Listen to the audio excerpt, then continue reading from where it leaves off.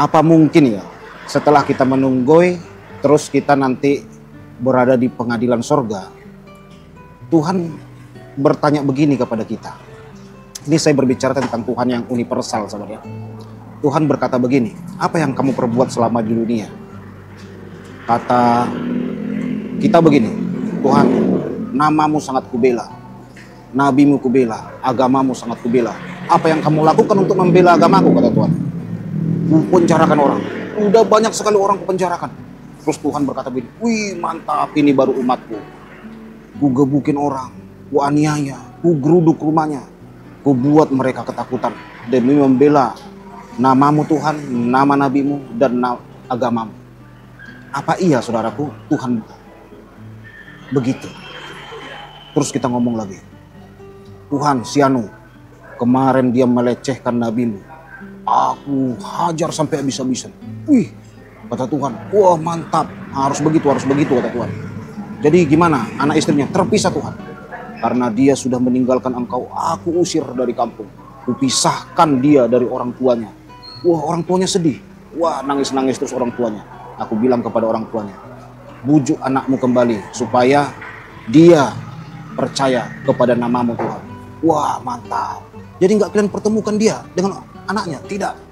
Karena dia sudah meninggalkan agamamu Tuhan, kami usir dia dari kampung. Terus Tuhan ngomongin, wih ini mantap sekali ini, umatku ini luar biasa. Wah ini baru benar. Apa iya saudaraku? Coba kita berpikir ya, Tuhan yang benar itu apa begitu? Terus Tuhan berkata begini lagi, aku mengutus nabi-nabiku, tetapi ada satu nabi kesayanganku yang tidak boleh kau lecehkan, yang tidak boleh direndahkan oleh orang. Apa yang kamu lakukan untuk membela salah satu nabiku itu? Terus kamu bilang begini, ku korbankan nyawaku Tuhan, ku habisin orang, ku geruduk, aku emosian kalau nabiku dilecehkan. Kata Tuhan, wah mantap sekali kamu. Naik darahmu, kata Tuhan, naik. Darah tinggian kau kalau nabiku dilecehkan. Wah darah tinggian Tuhan. Emosi ku meluap-luap, wih ini baru benar umatku.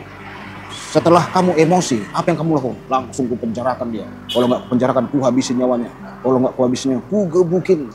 Waduh, luar biasa, hatiku senang, kata Tuhan. Apa iya saudaraku ya? Apa iya begitu? Apa mungkin Tuhan itu begitu? Saya sering berpikir-pikir hal seperti itu dulu, sebelum mengenal Kristen, saudara. Saya ini kan seorang seniman, saudara. Saya seorang seniman. Saya bisa main drum, saya bisa main keyboard, main piano, main gitar, dan main bass. Bisa nyanyi sikit-sikit. Jadi saya suka tidur itu merenung begini, saudara. Karena apa? Karena saya takut mati, saudara. Karena semua orang di dunia ini pasti mati.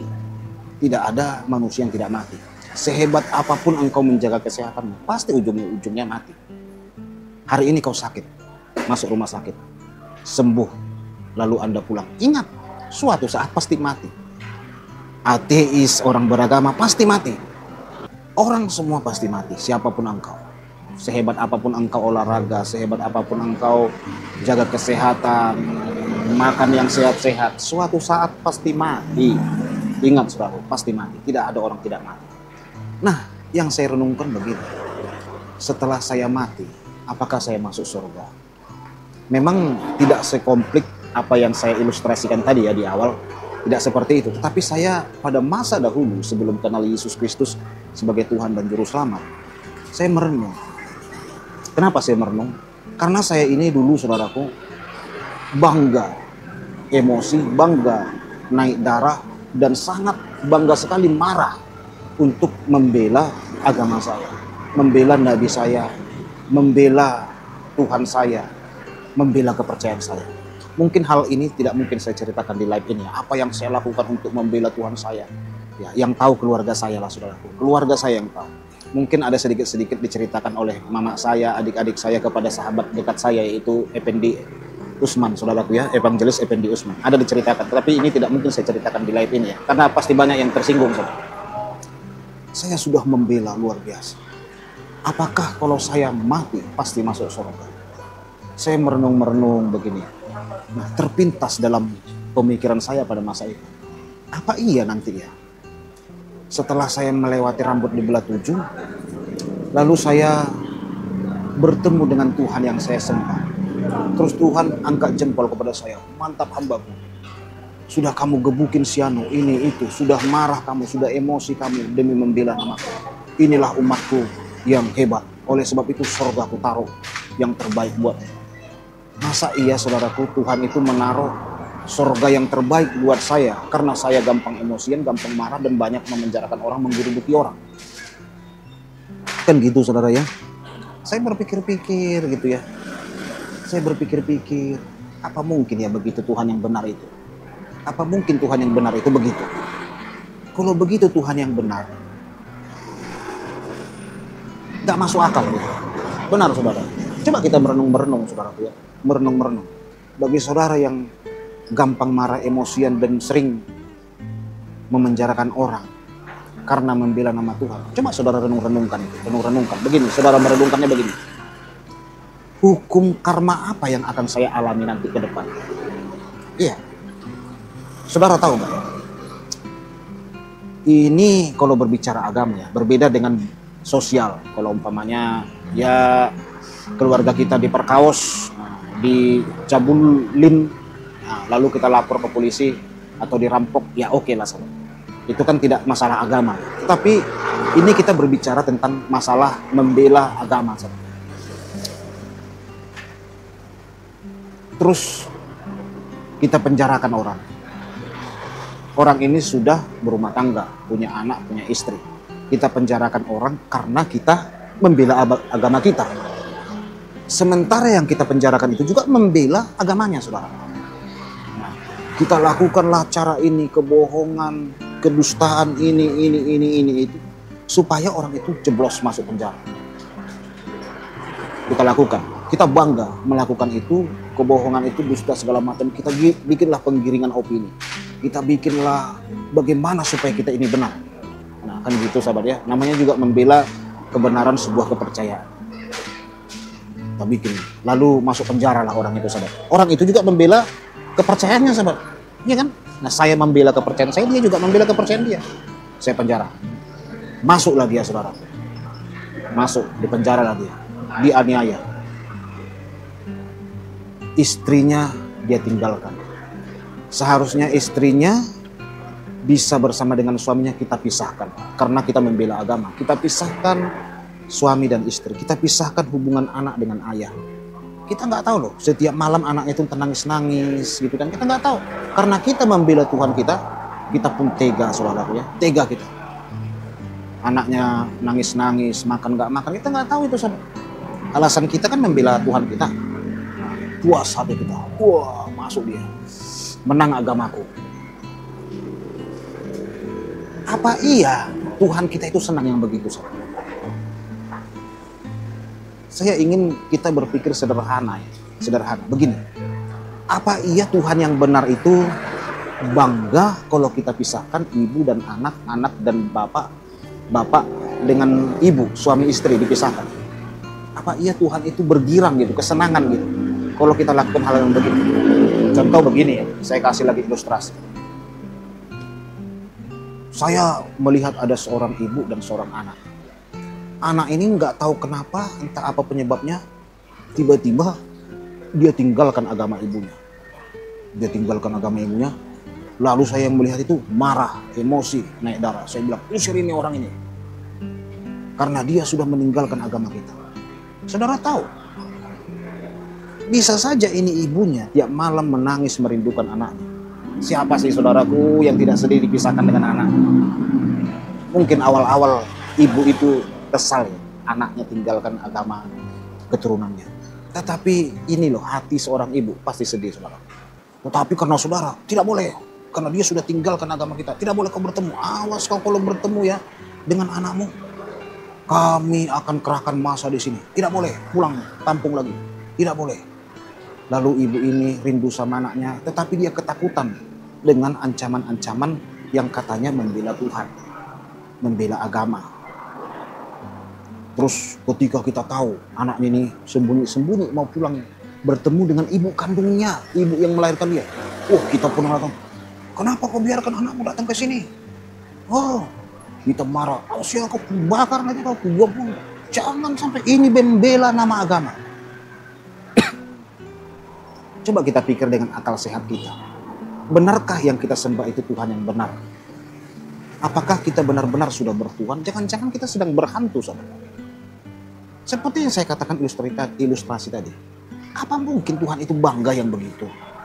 Tuhan itu bangga melihat kita karena berkelakuan begitu. Coba kita pikir pelan.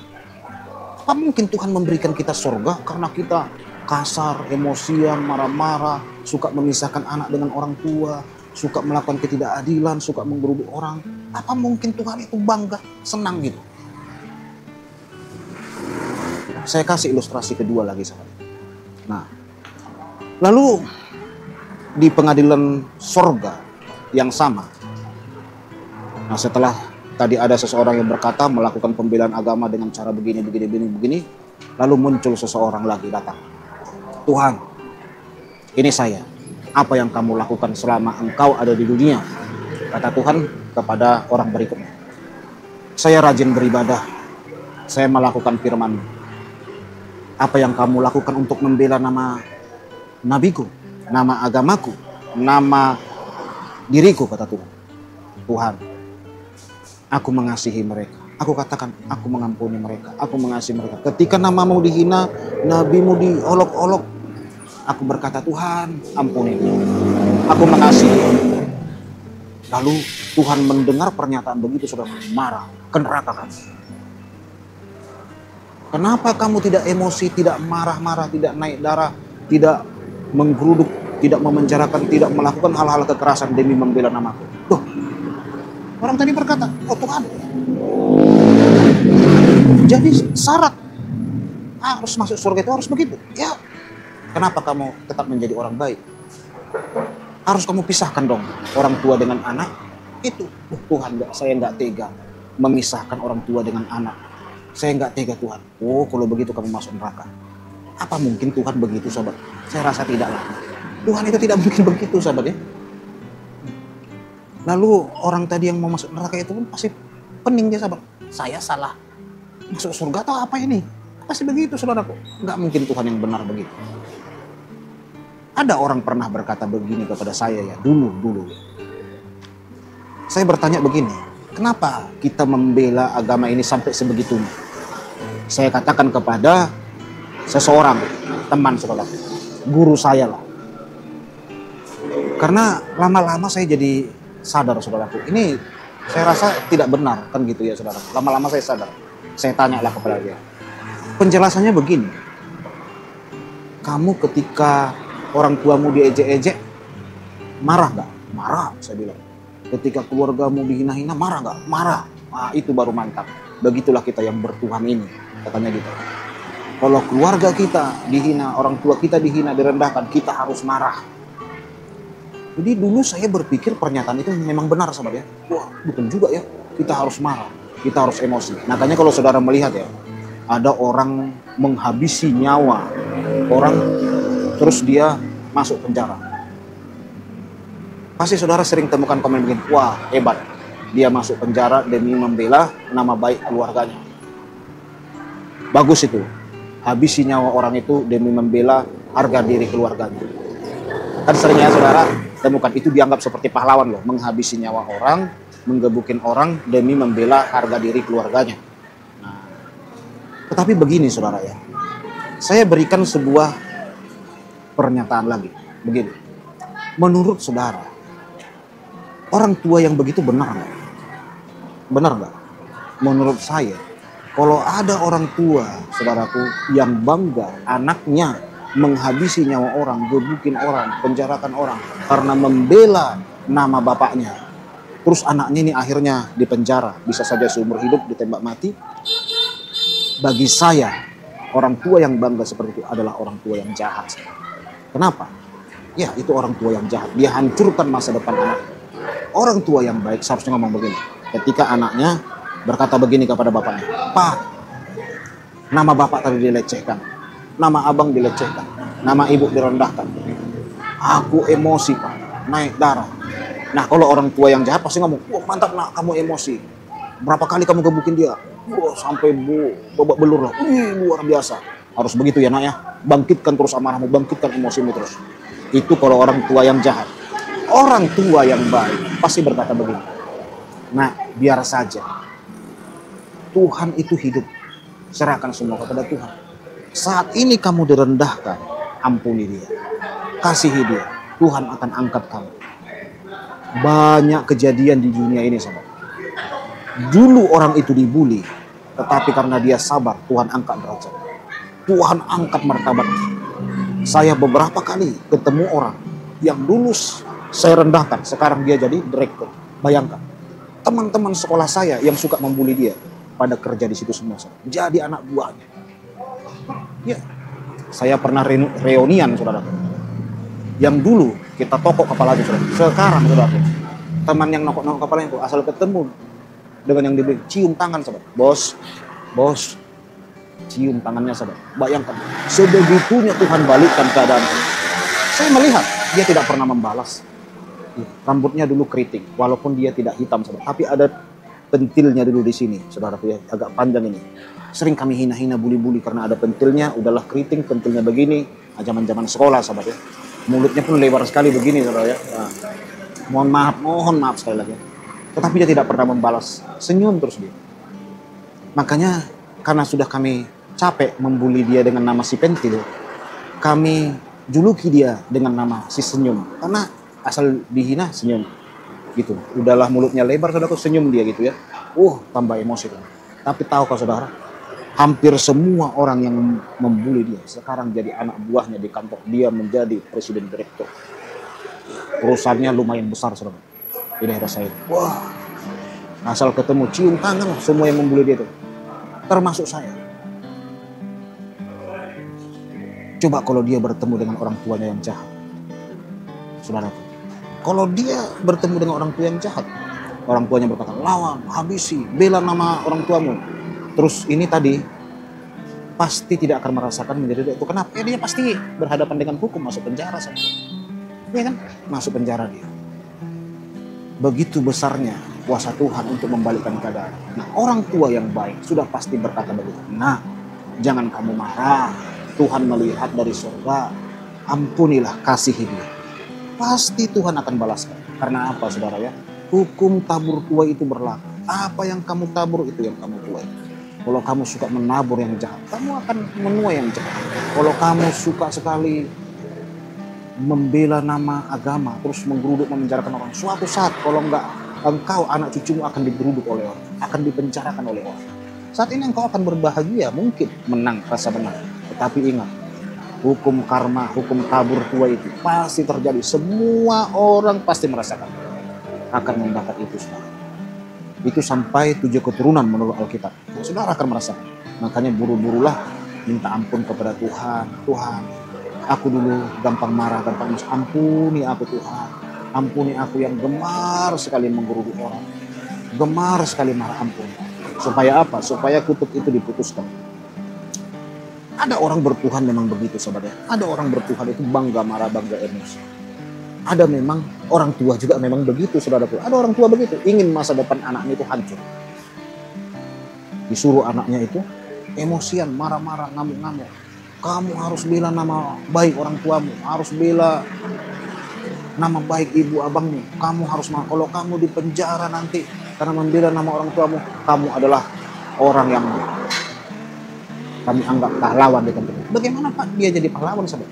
Masa depan sudah hancur. Namanya orang kalau sudah ada di penjara, sahabat. Aduh, SKCK, surat tanda berkelakuan baik, tak bisa lagi didapat, sahabat. Lamar kerja sudah susah. Masa depan anak hancur.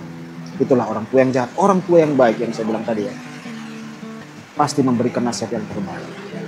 Pasti memberikan nasihat yang terbaik. Makanya kita jangan suka merendahkan orang. Ya mungkin saat ini kita berhasil merendahkan orang saat ini, tapi ingat ke depan suatu saat begitu tabur tuai, hukum tabur tuai itu terjadi, kita akan mengalami. Demikian Bapak Ibu Saudara, Tuhan Yesus memberkati kita semua. Shalom.